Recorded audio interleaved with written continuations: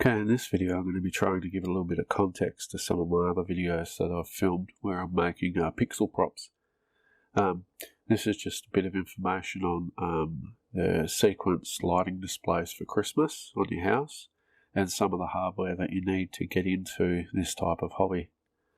First we'll start off with you need a main controller board. This is a Falcon F16 V4 board. You connect the LEDs directly to this board. This supports multiple different protocols, 4-wire LEDs. Some boards only support 3-wire LEDs, so you need to decide what LEDs you're going to use and what protocols they run on, and what the board that you are using supports. These Falcon boards are pretty much support the lot, so they're really good. You can get a board which is F48 V4, I think, and it's all for differential receivers. So the board's covered in these. I think there's like 12 of them or something, and you don't have any sort of this is missing. So a board like that connects to boards like this, which are differential receivers or smart receivers, and you use Cat5 cables to connect them to the main board. This one has 2 differential receiver ports, so you can daisy chain to these. So you'd come out of this into this, and then out of this into this, and so on. These are the different types of smart receivers or differential receivers. Choosing the type of board you want to go with is entirely up to you. If you're doing extremely long runs, then this type of differential setup is maybe more for your needs, where if you've got a smaller house, maybe this type of setup where you can plug the LEDs directly into the board using pigtails. This is the type of board that I use. And then you get onto like power injection. So with power, these lights require a fair bit of power, and you need to inject every 200 or 300 LEDs, entirely up to you where you want to do your injection. You will use a distro board, a power distribution board. So what happens here is you put the power into here, and it will split the power out over 8 different ports, and all of it will be fused. So in this setup, you'd use the 2-wire pigtail, and this you'd connect that to there, and then this would run out extra power to your strings of LEDs. Now, to control it all, you can get different boards. You can get ones that have players built into the boards. You can use a computer and an X scheduler to send the sequences to the boards and all of that, but a lot of people just use the Raspberry Pi. A 3 or 4 will be fine.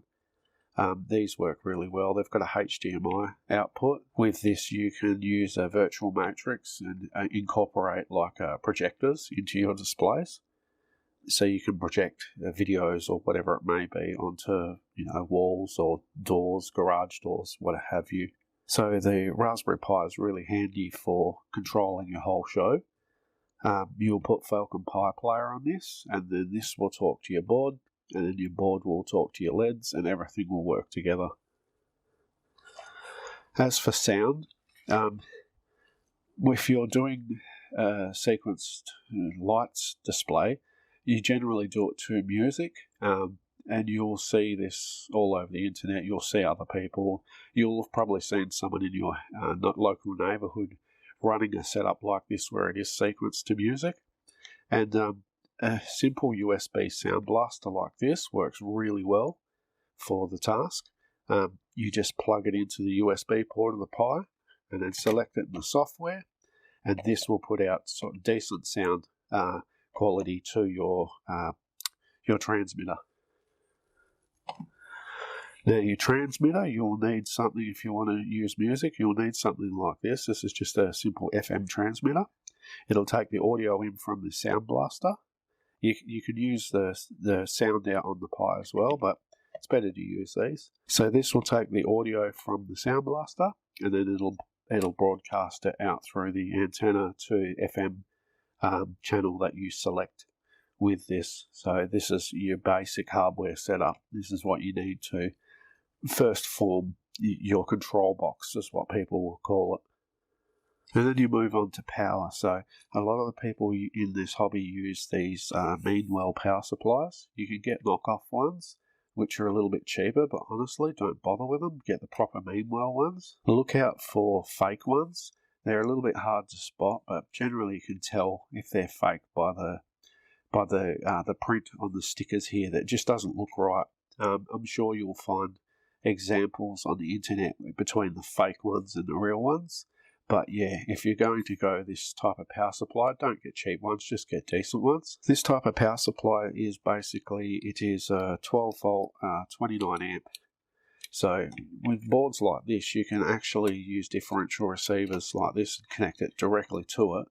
Then all you've got to do is put in your power, your mains power here, and you're ready to roll without pretty much any wiring. So apart from the LEDs, of course.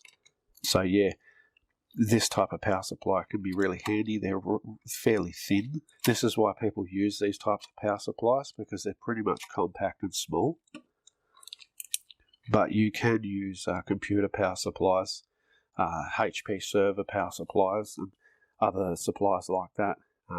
As long as they're rated for the amperage you're going to be pulling out of them with the lights. So when you're building these control boxes, you can buy control boxes pre-made, but if you're going to build one yourself, when you're routing the power from the power supply to the boards, don't use thin gauge wiring to connect the power to the boards.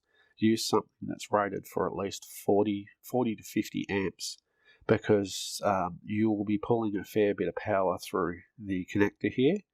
One of these connectors on this side of board will cover 8 of these outputs. These fuses are all 5 amp fuses. So you've basically got a total of 40 amps on that one connector fused. So if you use a cable that's, say, only rated for 15 amps, and you're pulling, say, 20 amps, 30 amps through it, a weak link becomes your cable. And you don't want your cable to be a weak link. Now, some people will say, well, I'm only running a couple of props and I'm not going to pull that much power. The problem with this hobby is you might start out only running a couple of props, but in 2 years' time, you're going to have stuff all over the place. Like everyone else in this hobby, it's like an addiction, and you'll just continue to add more. So it's best to build your controller properly at the start, so you don't have to go back over this part again. If you basically engineer your controller from the start properly, then you can add more to it and know that you don't have to go back and do something as silly as this because you cheaped out, or you thought, 15 amps was fine. Just do it properly from the start. Okay, so now we'll move on to the LEDs. So we'll just move all of this out of the way.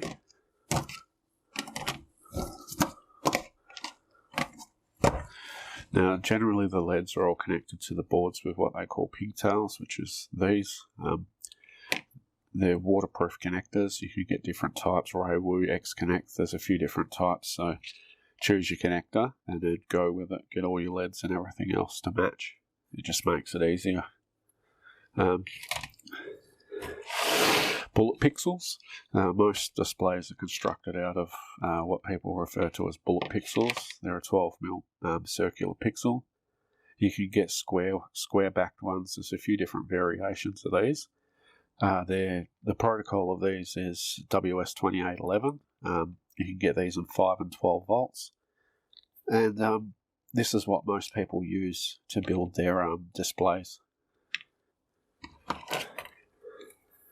They come in strings of 50 and 100, and this is basically what they look like in a string. So you go through and insert these into your props.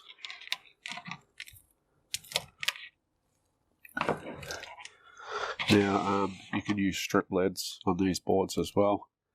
If you're using the Falcon board there that supports the 4-wire pixels, you can use 4-wire strip LEDs. Generally, these have a data line and a clock signal. So that's why there's 4 wires. If you've got a 3-wire, these differential boards only support 3-wire. So if you've got a board that only supports 3-wire pixels, you can't use these because it's missing the clock signal. So you might be able to find an interpreter to take the data from here and convert it into this, but as it stands, pretty much can't operate that out of there. So pay attention to the strips and LEDs that you're buying, and make sure your board supports the protocol of the LEDs that you're buying. You can get strip LEDs that are 3-wire. They're generally referred to as 2812, and most of them are 5 volt. So these will be the 3-wire strip LEDs that you can use. And again, just make sure that they support just make sure that your board supports the protocol that these run on. You can also get floodlights, which are just a single LED in there. It'll be referred to as a single pixel, so it'll be equivalent to just one of these, and these will flash brightly, so you can put them on the roof, on a wall, up against a fence or something like that, just for good flashing and stuff to complete an effect. Just quickly back to the controllers. If you're looking to just do something small and you don't need all of that large hardware and stuff, you can use WLED and the ESP8266 board or the ESP32 board. These will act as receivers from xLights or xSchedule or whatever you're controlling it with to power the LEDs. So you can make mini little controllers out of these, but most people just go the large controllers. Okay, we'll move on to some props. Now, props are what I'm making this video for, to give context, because some of my other videos show me making a prop, pushing the LEDs in and then powering it from xLights and whatnot. And props are basically the end result of all of the LEDs. So this is one I made recently, which is just a snowflake, and as you see, the LEDs are all pushed through.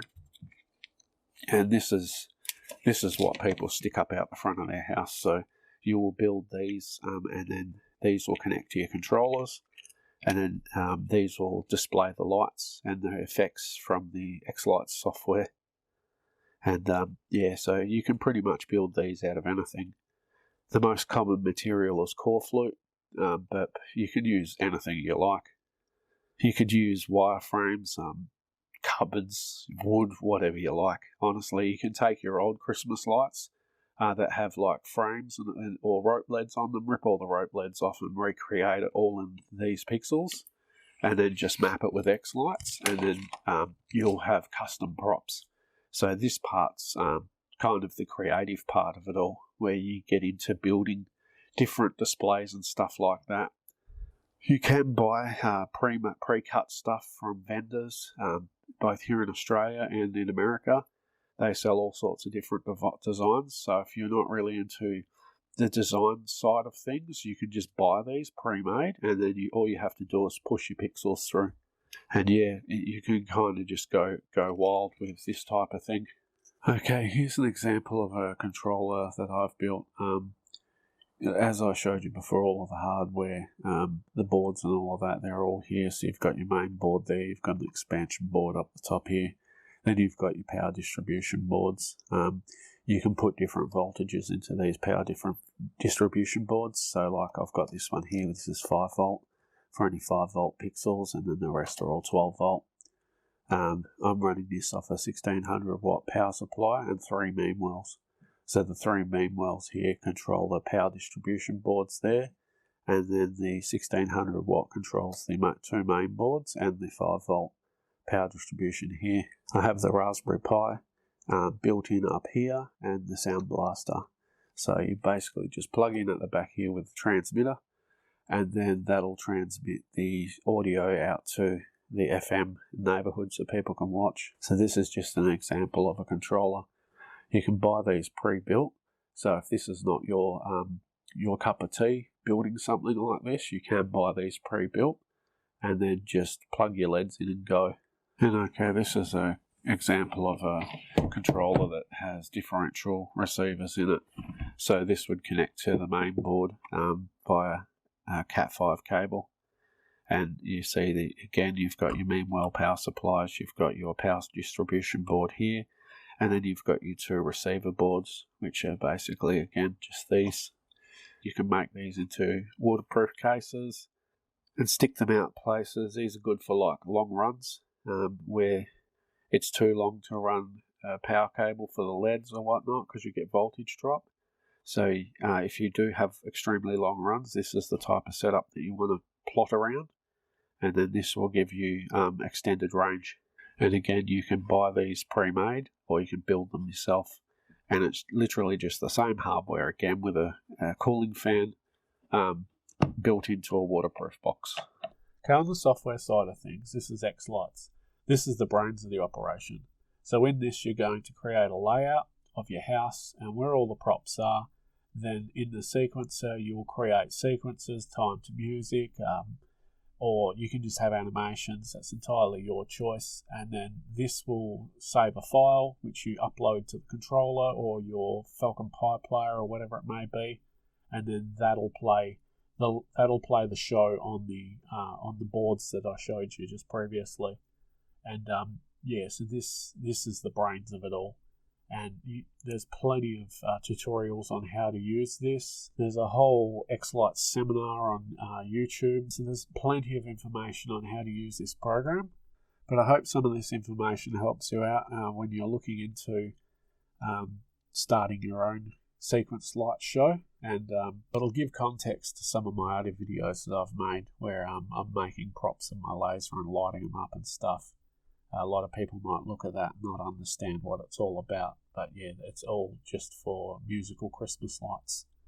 And hopefully if you do watch this video and you do look at going down this rabbit hole, some of this information might help. I'll post a heap of links and resources in the comment section. And see you in the next one.